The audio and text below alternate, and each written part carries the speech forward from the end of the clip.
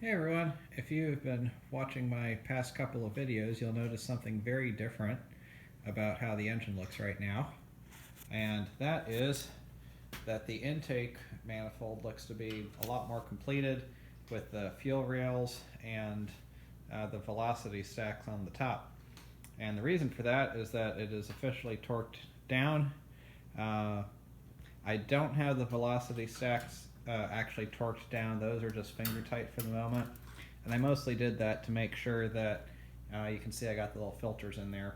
I mostly did that to make sure that I wouldn't get junk dropped into the engine once the intake manifold was on, because I really don't want to take this thing back off.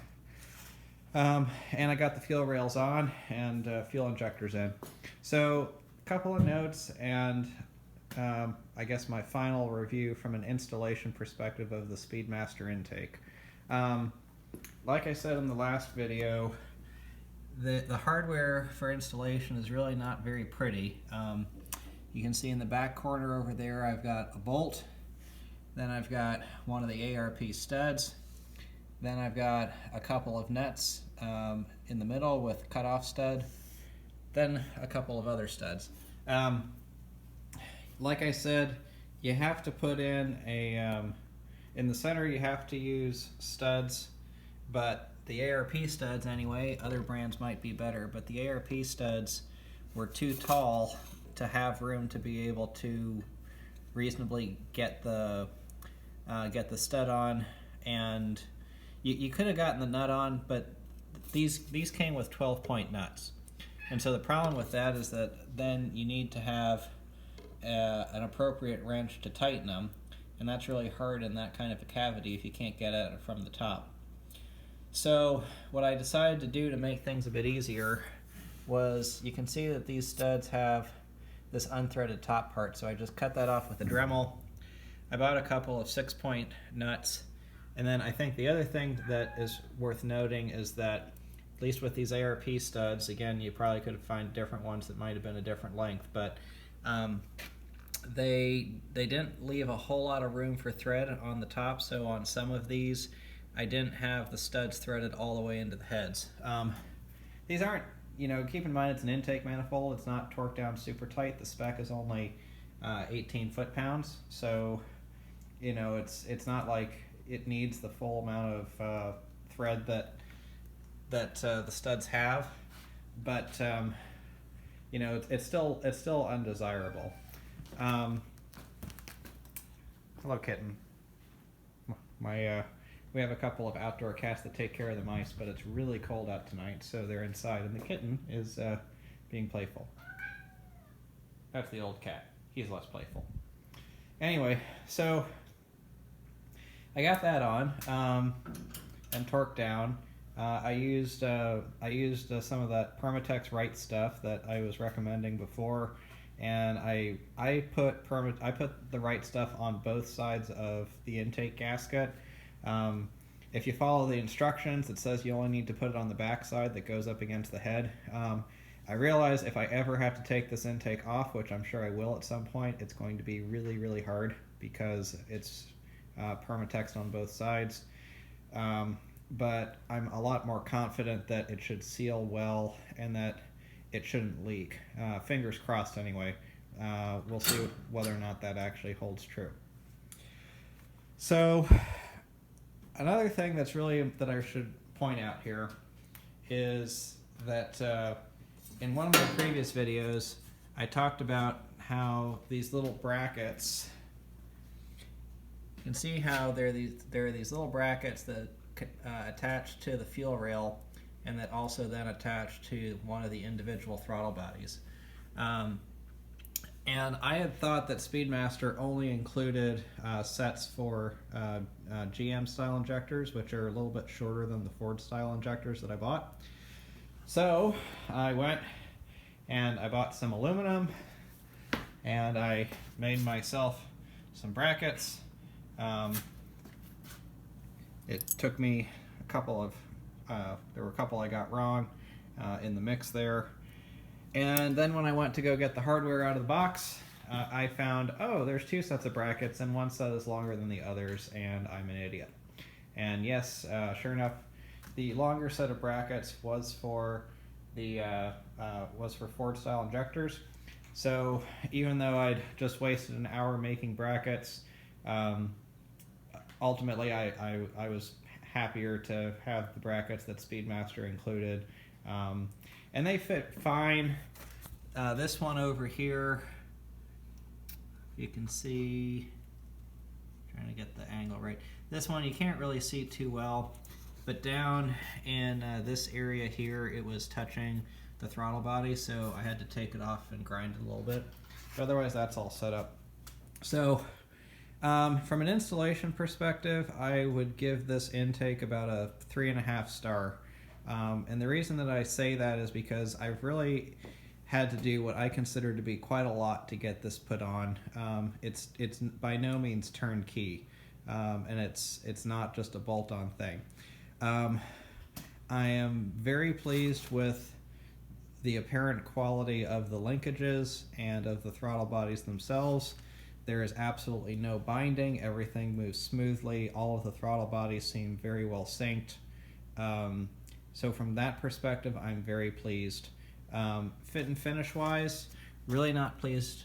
Not too pleased. You know, the fuel rails have a bunch of little scratches on them. This one, you can see there's a pretty big gouge over there. You know, just some little scratches on the fuel rails, and this is how they came out of the box. So they shipped these out this way, and then you know this gouge was big enough that it was definitely obvious. So that's just how it got shipped. So I'm not too pleased with that.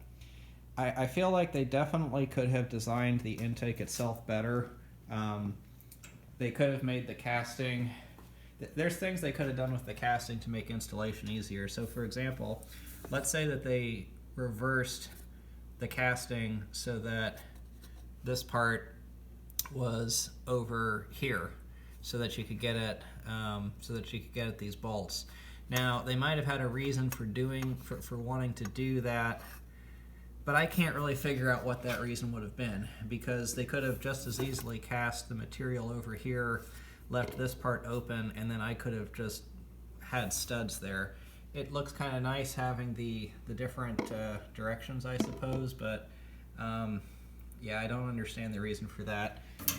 And then I also had to grind away quite a bit of material on the edges over here, because initially there was material that came out in a triangle and it was too wide. Now again, some other Ford heads, there are other Ford style heads out there besides these Edelbrock Performers, and it's entirely possible that on a different set of heads that wouldn't have been a problem. But I don't understand what the function of that material was anyway. It might have made some of the casting cheaper. Sometimes design decisions are made because the casting house will say, you know, if you do it this way, it's going to save you however much money, and I understand that. But it seems like there were a lot of decisions that made sense if you didn't evaluate it on too many different engines. And I definitely feel like there's a lot of extra work I had to do to put it on. So whereas some of the other options out there I think are more turnkey. Now, would I buy it again? Yes, I would. And the reason for that is that the part that I think matters the most, which is that the throttle bodies seem to be good quality, well synced. They move smoothly and freely with no binding, like I said, no funny noises or anything. And from a perspective of everything needed to make horsepower, it looks like they hit all of those just fine. So 3.5 stars because it seems like it'll work fine and make all the power I want, and it'll get the responsiveness and the cool look that I want. But it loses some points because of ease of installation. Now keep in mind, I haven't run this yet, so after I get the car running, I'll do another video where I talk about the intake and what I think about it, but that's a ways off. Obviously I got some more work to do here. I need to buy a thermostat housing because it did not come with one. These are some coolant ports, another coolant port. So talking about some of the other progress I've made. I've got these just covering up these fuel lines. So I ran up the fuel lines the rest of the way from the back of the car, and I'll call it effectively complete. There's a little more tweaking I have to do, but last time I ran the fuel lines from the tank, ran them up through the rear suspension, got them down here. This looks like they're touching. They're actually not, but I am going to put some cushion material in between them. Run them up here underneath. Well, there's not enough light, you can't see, but I've got my Summit Racing fuel filter, and then up the tube, and then once we get to the engine bay, I just turned them up, and I'm gonna bend them over 90 degrees. I have to figure out the exact location to do that. What I'm gonna do is I'm gonna buy a 90-degree fitting for right here, and then I'm gonna attach the crossover fuel hose to it. So this will be, the back will be the crossover, and then I'm gonna have to find a place to mount the fuel pressure regulator. I haven't decided on what I'm gonna do for that yet. That's actually part of why I was out here, was because I wanted to take a look at some options and see if I could figure out what I wanted to do, and then do the inlet and the outlet up front. So that was some good progress. Other big thing I did over the weekend was I got this panel riveted in. One thing I found out though that I messed up on was that this panel, which belongs above the fuel tank, I was going to go put that in, but if you notice, those little triangle panels I put in on both sides, and something that I had apparently forgotten from when I took the whole thing apart was that those panels actually sat, at least to some extent, on top of this big piece. So now it won't fit in down here, so I'm going to have to take some kind of grinding tool and grind just a hair of material off of each side. Not too much, but just a little bit, and then it'll fit in. So one other thing that I got done over the weekend was I started working on the throttle cable and got it mostly attached to the accelerator. I just have to clip in the little retainer piece of plastic, and that I think is going to take a little bit of modification because it's more or less a square peg trying to go into a round hole, and granted it's a plastic peg, but I think I'm going to have to remove a little material to make that work. So what's next? Well, a few things. Obviously this is not going to work for a throttle cable by itself, because that's just sitting there and taking up, there's nothing keeping this part in place. So what I'm going to do is I'm going to take some of this aluminum here, I'm going to cut a piece off, and I'm going to run it, I have to measure, but I'm going to run it probably, I have to decide which holes I want to use. I'm going to run it probably between these two holes or these two up here, and then it'll mount, and then the location on that should be about right for being able to then pull that to full throttle. So that'll be good. I just have to buy a couple of nuts for that. The other option I was thinking about was going diagonal between these two holes, and the advantage of doing that would be I could put it at an angle which would actually get me, you know, that little extra degree or so of travel to get to full throttle. Because if I try to do it from here, it's not really, let's see if I can do this to illustrate. From this angle, you can't quite get all the way to full throttle. If you go over here, you can hear it hit the stop. So reality is I'm going to be close enough to full throttle to maximum open either way, and there's more airflow capacity than this engine can take. So I have to figure out what exactly I'm going to do there. I think if I do it diagonally, it's going to look a little goofy, so I'm probably just going to make it go across.